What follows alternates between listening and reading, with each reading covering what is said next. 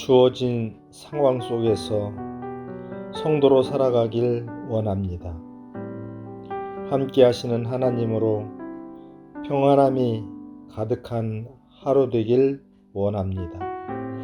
다 함께 사도신경으로 우리의 신앙을 고백하겠습니다. 전능하사 천지를 만드신 하나님 아버지를 내가 믿사오며 그 외아들 우리 주 예수 그리스도를 믿사오니 이는 성령으로 잉태하사 동정녀 마리아에게 나시고 본디오 빌라도에게 고난을 받으사 십자가에 못 박혀 죽으시고 장사한 지 사흘 만에 죽은 자 가운데서 다시 살아나시며 하늘에 오르사 전능하신 하나님 우편에 앉아 계시다가 저리로서 산자와 죽은 자를 심판하러 오시리라. 성령을 믿사오며 거룩한 공회와 성도가 서로 교통하는 것과 죄를 사하여 주시는 것과 몸이 다시 사는 것과 영원히 사는 것을 믿사옵나이다. 아멘.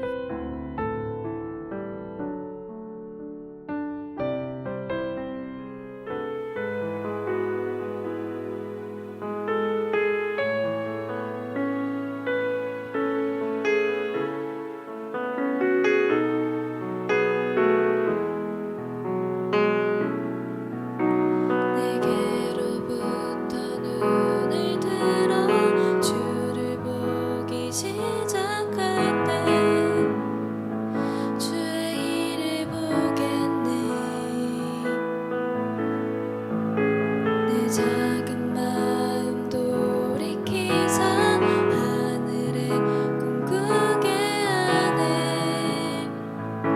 주님을 볼 때 모든 시선을 주님께 드리고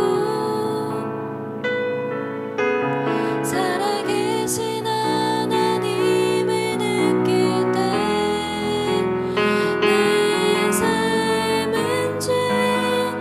역사가 되고 하나님이 일하기 시작하네.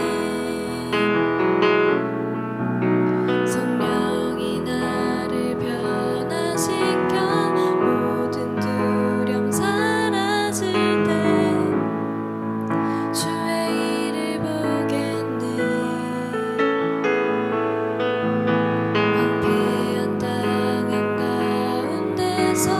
주님만 알게 되리. 주님을 볼 때 모든 시선을 주님께 드리고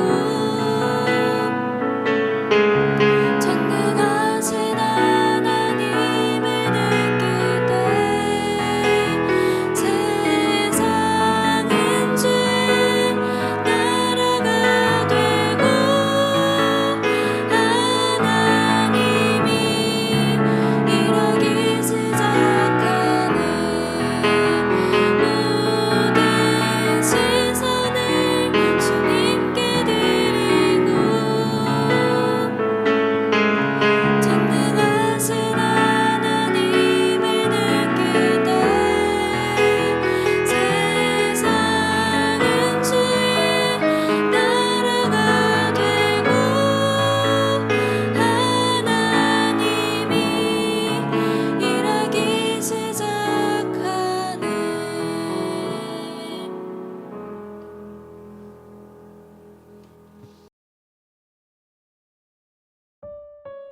오늘 우리가 함께 나눌 말씀은 예레미야 51장 5절부터 10절입니다. 이스라엘과 유다가 이스라엘의 거룩하신 이를 거역함으로 죄과 악가 땅에 가득하나 그의 하나님 만군의 여호와에게 버림받은 호라비는 아니니라. 바벨론 가운데서 도망하여 나와서 각기 생명을 구원하고 그의 죄악으로 말미암아 끊어짐을 보지 말지어다. 이는 여호와의 보복의 때니 그에게 보복하시리라. 바벨론은 여호와의 손에 잡혀 있어 온 세계가 취하게 하는 금잔이라. 뭇 민족이 그 포도주를 마심으로 미쳤도다. 바벨론이 갑자기 넘어져 파멸되니 이로 말미암아 울라. 그 상처를 위하여 유향을 구하라. 혹 나으리로다. 우리가 바벨론을 치료하려 하여도 낫지 아니한즉 버리고 각기 고향으로 돌아가자. 그 화가 하늘에 미쳤고 궁창에 달하였음이로다. 여호와께서 우리 공의를 드러내셨으니 오라, 시온에서 우리 하나님 여호와의 일을 선포하자. 아멘.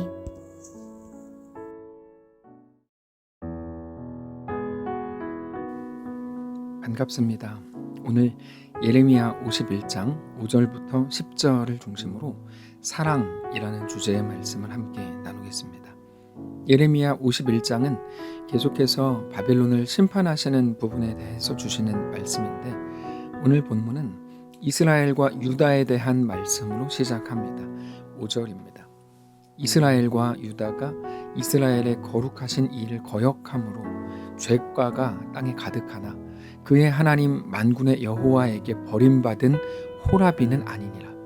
어제도 이 부분에 대해서 조금 나누었는데, 이스라엘과 유다는 아수르와 바벨론에 의해 나라가 멸망했습니다. 한 나라가 망했으니 이제 그 백성들이 심각한 고통을 당하게 되는 것은 너무나 당연한 일입니다.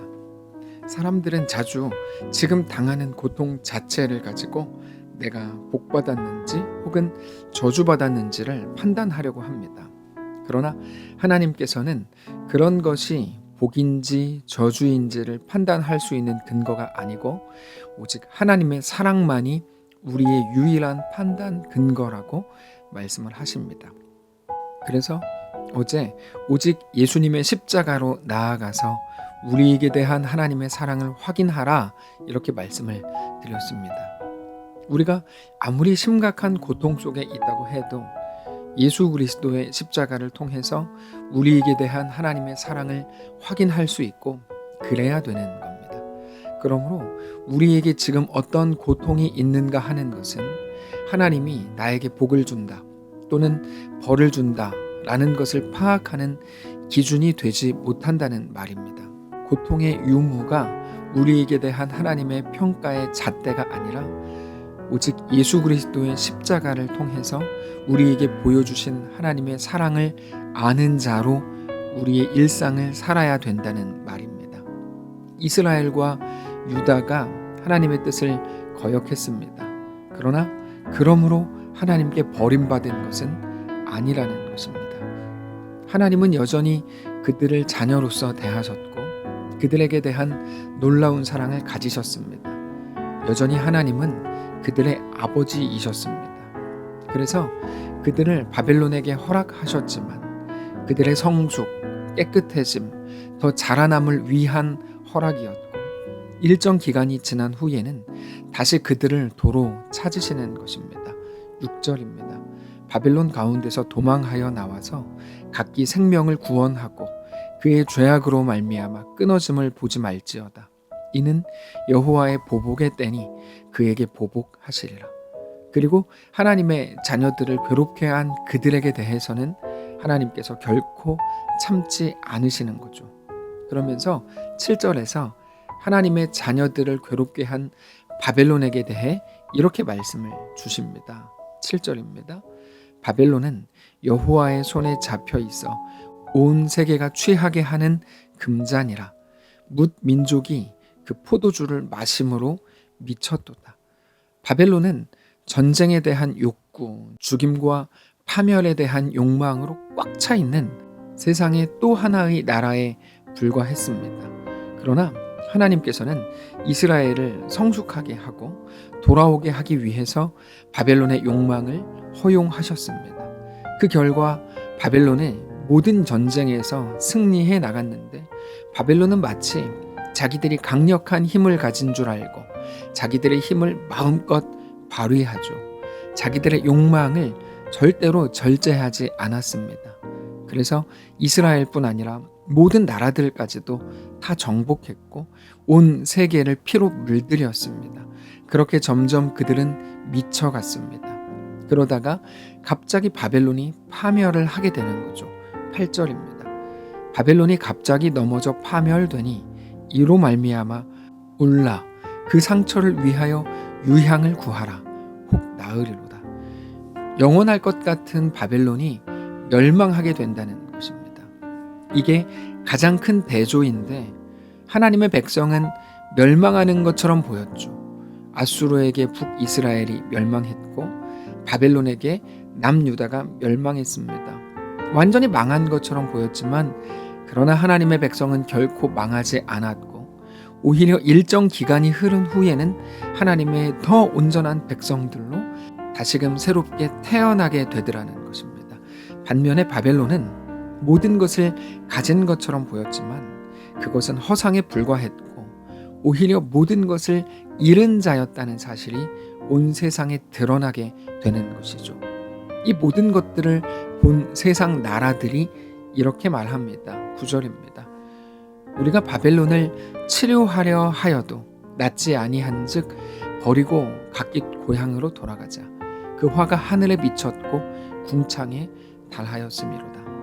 우리가 바벨론을 치료하려고 했는데 치료할 수 없었다는 것입니다. 그래서 이제 바벨론을 떠나자는 거죠.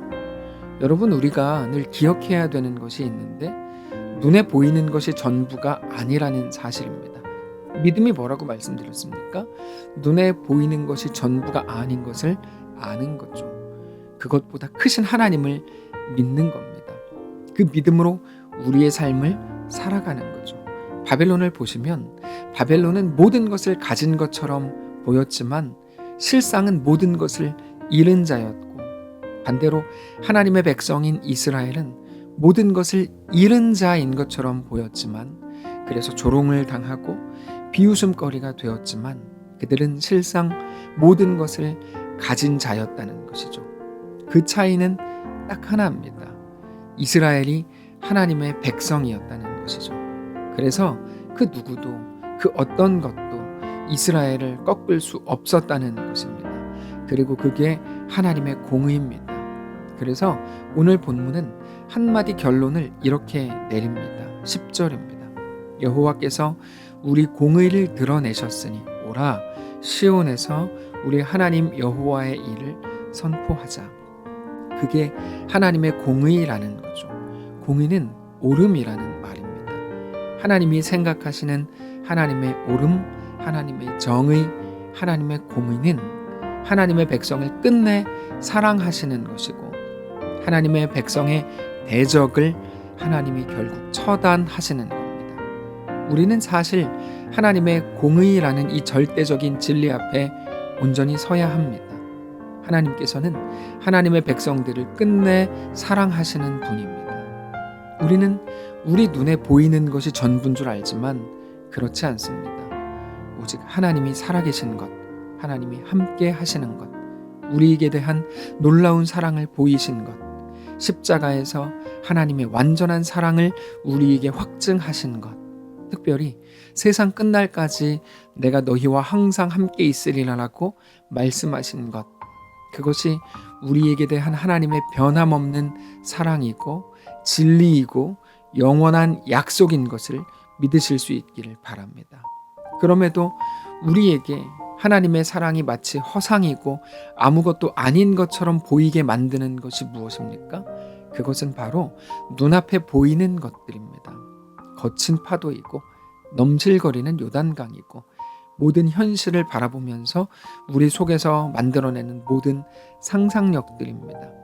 이 병에 걸렸으니 나는 세상에서 이제 가장 비참한 사람으로 살다가 아무런 가치도 없이 죽어갈 거야 라고 생각하는 그 생각이죠.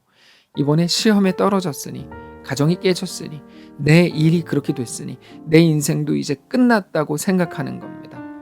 그런데 그 어떤 것도 우리에게 대한 하나님의 사랑을 끊을 수 없다고 말씀하신다는 것을 기억하십시오.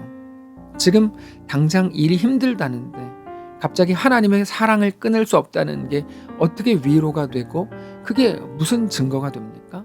여러분, 하나님의 사랑은 모든 것을 책임진다는 겁니다. 하나님의 사랑은 우리에게 대한 하나님의 가장 신실한 약속이라는 것입니다. 우리는 그 일이 우리 속에서 우리를 완전히 무너뜨린다고 생각하지만 하나님의 사랑은 그 모든 것들을 무기력하게 만들기 때문입니다. 그래서 오직 우리 하나님의 사랑이 우리를 완전하게 하고 우리를 가장 아름답게 한다는 것을 믿으시기 바랍니다.